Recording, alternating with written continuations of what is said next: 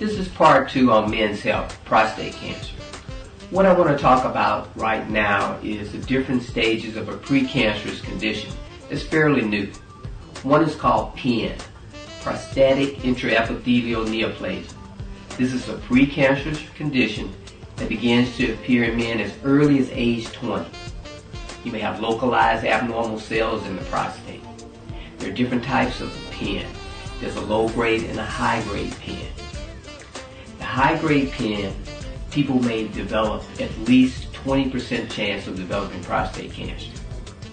Half of all men who have PIN, they have it by the age of 50. The second type of precancerous condition is called ASAP or atypia, atypical small acinar proliferation. Big long word. Basically what it means is that you have a 40 to 50% chance of actually developing prostate cancer. The current recommendations if you have this type of precancerous condition is that you have close follow-up and repeat biopsy in anywhere from 2 to 3 months. The third type we want to talk about is proliferative inflammatory atrophy. Here the cells tend to look abnormal. The problem is that these cells can go directly and develop into prostate cancer, or some of them can go into the high-grade PIN. Now, what are our risk factors? Age is the #1 risk factor. As we get older, we increase our risk for developing prostate cancer. Increased risk develop after age 50, increased risk develop after age 45 in African Americans. Prostate cancer is found in 2 out of 3 men over the age of 65. African American men, we are a high risk group for whatever reason. We know that African American men are more likely to have a more advanced form of prostate cancer. African American men are more likely to die.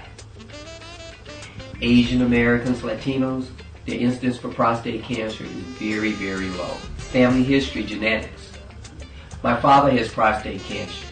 That makes my brother and I about 5 to 10% more apt to develop prostate cancer than the general public. First degree relatives, fathers, uncles, 2-fold increase for developing prostate cancer. Diet. Believe it or not, diets can play a part in developing not only prostate cancer, but a lot of other types of cancer. The worst diets are those diets that are high in fat. Fats that come from our dairy products. Fats that come from meats. The best diets are the diets that are low in fats, high in fiber, rich in fruits and vegetables. So it's time for us to start developing and making healthy choices. We currently recommend 5 servings of fruits and vegetables. A serving is only the size of the palm of your hand.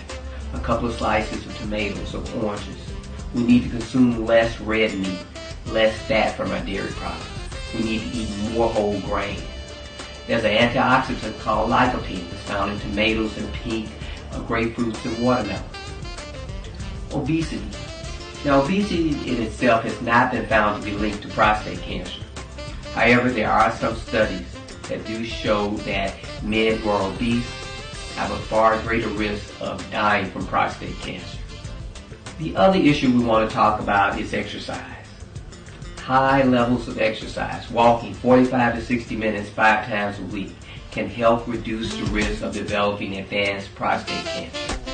There's a condition called prostatitis, inflammation of the prostate, sexually transmitted infections. Now, the research data is inconclusive about these, whether they actually play a role in developing prostate cancer or whether they don't. Prostate cancer prevention. There's a medication called Proscar. We use it for enlarged prostates to help shrink it. There are some studies to show that it actually helps prevent the development of prostate cancer. However, at this time, it is not recommended to take Proscar for prevention. Ongoing studies and clinical trials are in progress.